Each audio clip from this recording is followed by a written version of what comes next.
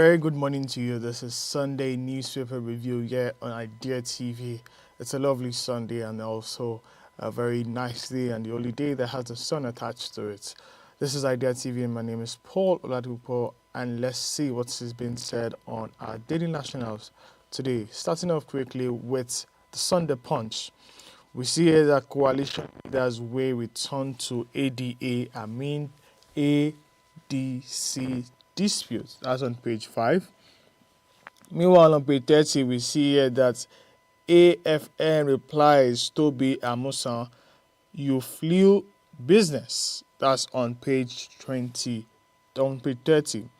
Meanwhile, we'll move on to page 3 where we see a story from Rivers State here stating that suspension as Tame Fubara, says Rivers elders. And meanwhile, on page 4, Canada rejects 1,509 and 96 Nigerian asylum applicants. That's on page 4. And on page 2, we see that neighbors told me to poison my autistic daughter. That is what widow is saying on page 22.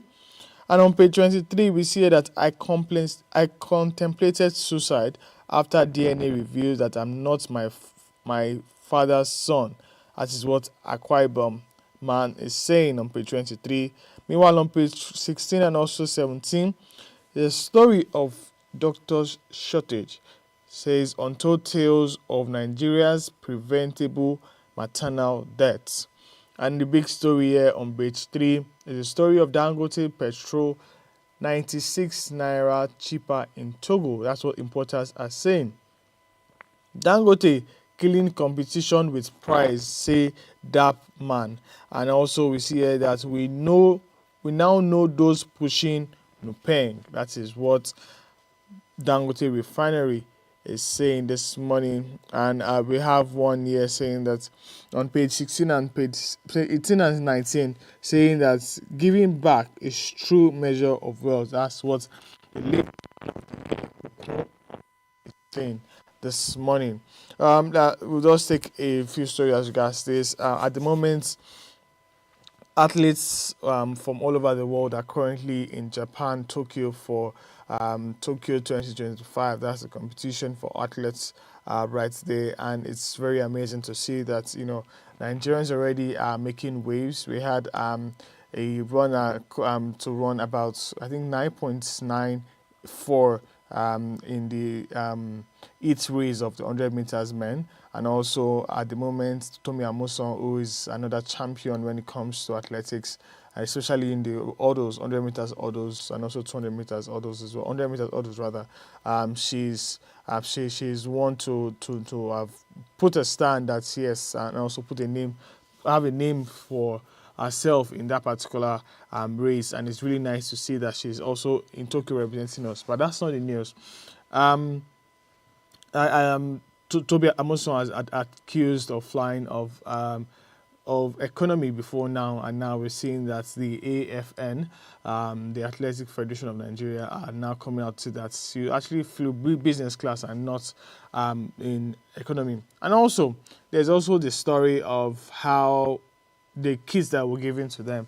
So basically, I think that was yesterday. Toby Amuson, after I love social media so much when it comes to things like this because it's usually this comparison. So US team athletes posted a video of our own kits and all of that. It was literally a big box, almost as tall as her. And Toby Amuson also received ours. But ours was not a box, and also does contain a few things. I think in total it was about 3 sets of 2. That's like 6 pairs of clothes. That's 6 pairs of clothes. Yes, making 12 pieces altogether in the pack, and they're basically just for when they are on the track. It was a very lovely one. It was a very lovely video from Toby Amuson. However, and also we see here the story of the woman who neighbor told her to poison her autistic child, which is very sad. I think we need to do more as regards advocacy to things like this so that people will have more understanding and also better understanding of what autism is. And also, we'll move on now to the Vanguard this morning. We'll see here on Sunday Vanguard. PFN leaders rebuke top pastor who visited sole administrator. That is on page 14. Iba commenced transition 4 days to Fubara returns. That's on page 14.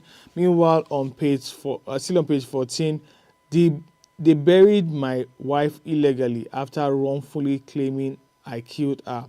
Husband of late aide of Delta governor. And on page 3, we see that Adeleke takes action on Osun monarch jailed in US for 4.2 US dollars million US dollars fraud.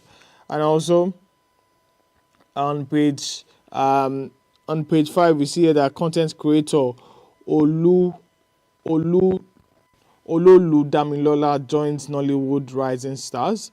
And on page 25, we see here that who killed Trump's ally, that is which is Ken Flag. I guess that's an article from Fani Kayode. And on page 9, we see here that bandits rolled 10 Sokoto local government areas. And on page 5, Gani Adams, Akinola, others seek the escalation of Yoruba-Igbo war on social media. And on page 26, why God does not answer prayers in church in Nigeria by camp chairman Adewale. And also we see a picture of Southern summits of former legislators.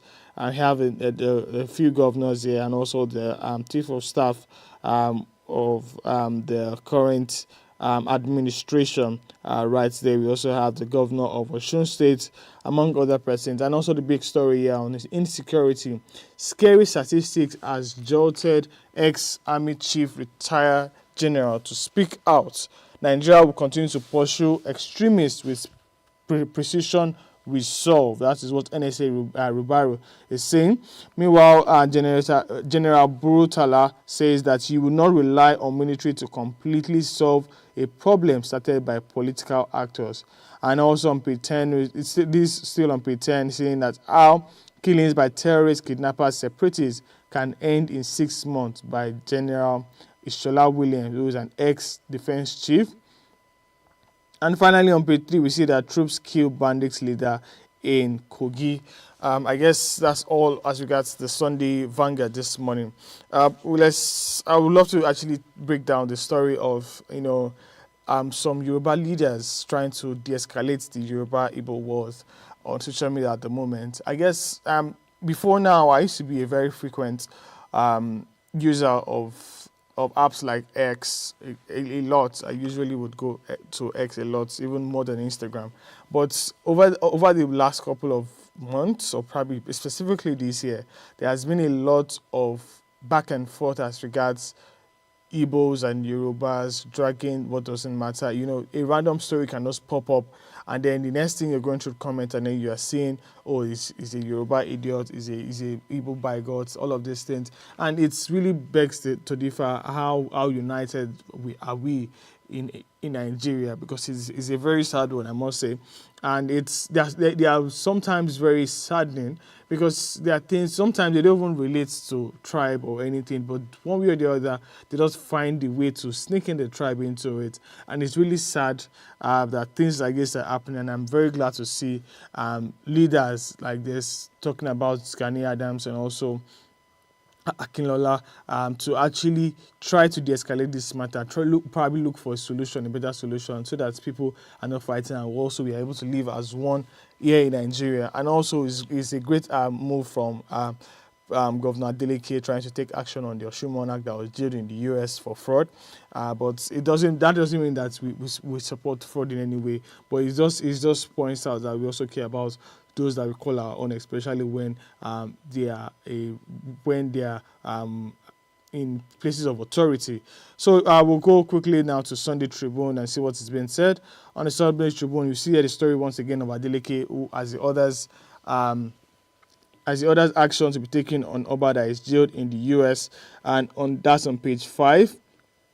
And also on page 27, we see that another 4 years of Tinubu will push Nigerians to early grave. That is what ADC is saying. And Aregbesola says we are ready to dislodge APC in 2027.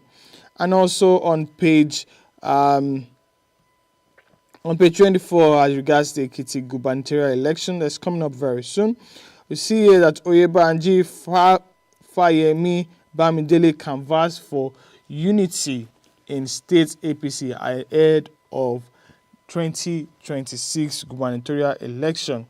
And then also on page 24 and also 25, we see here that rain wreak havoc in places like Sokoto and also Kaduna. That's on page 24 and also 25.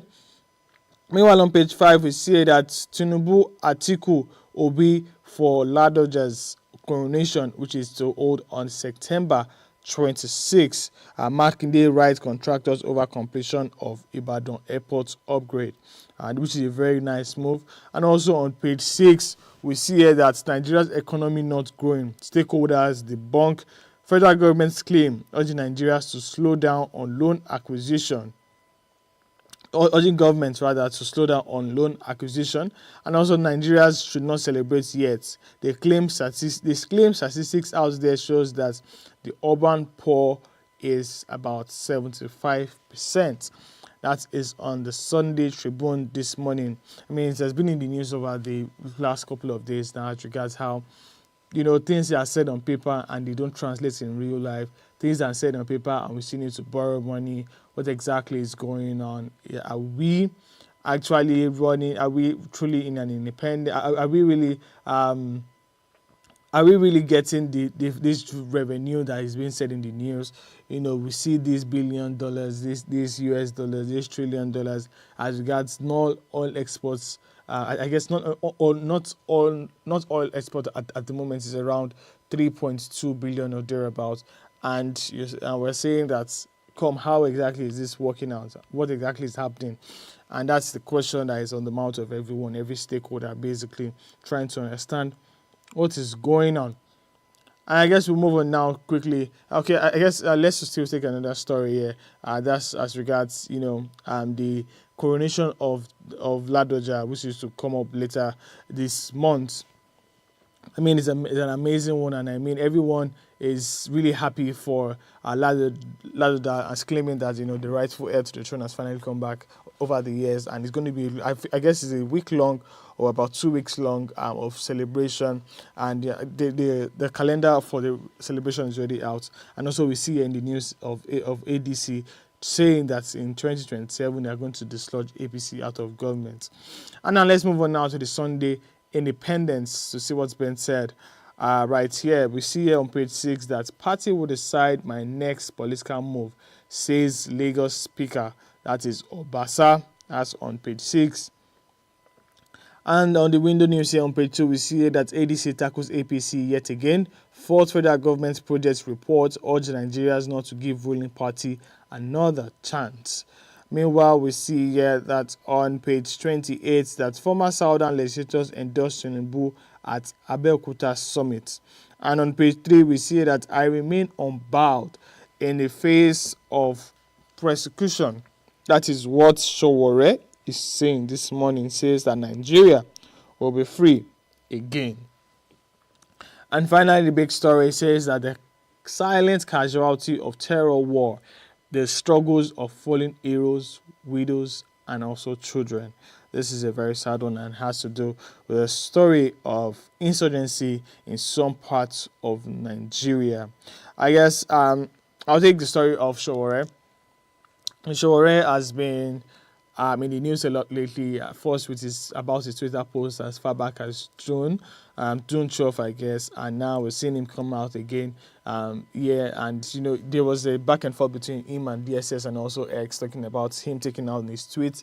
The tweet from August 27 or 28, if I'm not mistaken now, and he has gone back and forth and saying that he's not going to take the tweets. He has, but the persons have reached out to him as regards taking down the tweets, but he has remained unbowed, just like he has said this morning, and I really want to see where this goes, because again, these claims were a lot in that particular tweet. And also we see that the formerly impeached Speaker of the Lagos House of Rep, which is Obasa, says that the party is going to decide his next political move. He was impeached for just a brief period, I think about 2 days or 2 weeks or thereabout, but less than a month, and he came back again to power. But it was really nice to see. So it's such an amazing scenario to watch, rather. And now let's move on now to, I guess, a final newspaper. Then we'll go on a break and probably take one or two tech news before we call it a day here on the newspaper review this morning. Let's take this one from The Nations this morning. They call themselves the widest circulating newspaper. It says on page 5 that Wike governors in mind game over position in PDP. Meanwhile, on page 6, we see there that deported Nigerians sue U.S. government alleged maltreatment during extradition fight to Ghana. And also we see here that 2 dead, 4 rescued from collapsed Lagos building. And on page 37, we see that Rivers begins return to democratic governance. That's on page 37. And also we see that resident doctors call off strike on page 37 as well. And we have the big story here. It says that Dogara Nnamdi Ete orders endorsed Tinubu for second term, hails president economic reforms, purposeful leadership, and says that new nation in the making.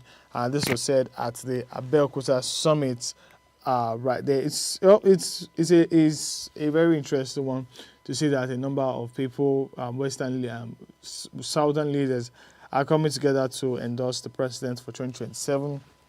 I said a few days ago that we're already in a full sweep as regards 2027 election. So if you're planning on running for anything, be it House of Rep, State House of Rep, I guess you should have started your campaign now already. And if you've not started, you are probably snoozing, basically. And also, a few days ago, the resident doctors announced that they were going on strike, and now it's good to see that they have called off that strike because, again, they're a very important sector that we must hold, for better healthcare services and to ensure that people don't lose so much lives.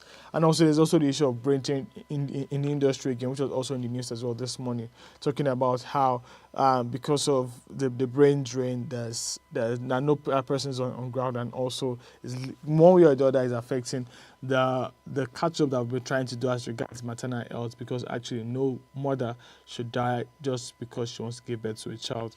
And it's really amazing to see that the resident doctors have been able to reach agreements with the presidency. I guess we're going to short break now. Once we return, we'll take a look at one or two tech news before we call it a day here on the newspaper review. We'll be right back.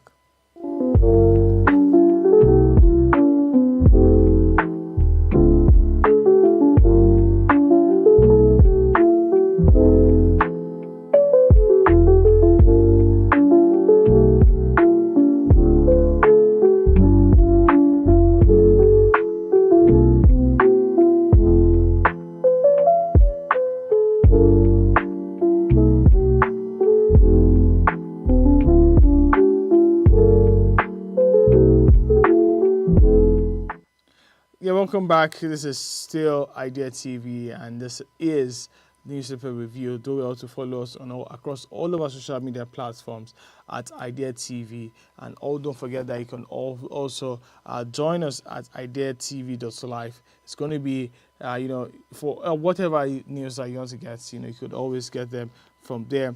I guess we'll move on now to our tech news to see what is being said in the tech industry this morning. I'll take just one quickly from which is talking about the US and also the Chinese. It says that US, Chinese, and China hold Madrid talk on trade, TikTok, and Russian oil. The US and also Chinese officials met in Madrid on Sunday to address the trade disputes, the looming U.S. divestiture deadline for TikTok, and Washington push for G7 allies to impose tariff on China and India over Russian oil purchase. It marks the fourth meeting in 4 months between U.S. Treasury Secretary Scott Bent, also Trade Representative Jameson Gere, and Chinese Vice Premier Ying Life.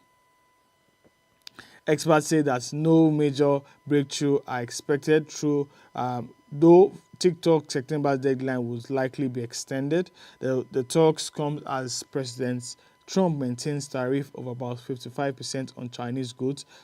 Analysts expect bigger deals, possibly on TikTok and trade and agricultural trade, to reserve for potential of Trump meeting, and also that's the prime leader of China's meeting at the APEC summit in October.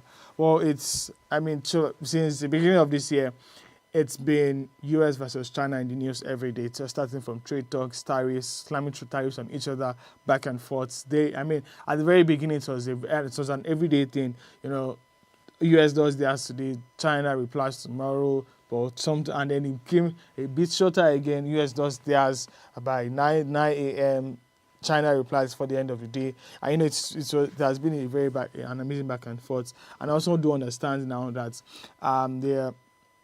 there's been a lot of imports rather into the US from Vietnam, which people are likely to say that most of them are goods from China that have been first exported to Vietnam, and then from Vietnam down to the US, just as to cut the charges, because the tariffs are really very high. 55%. And also the story of TikTok as well. Some this year TikTok was banned, but I think for less than 24 hours in the US, and the ban was lifted. I'm expecting that they meet some criteria, and also the deadline is already closed. It's about 3 days to the deadline now, and it's saying that they most likely will be extending the deadline yet again.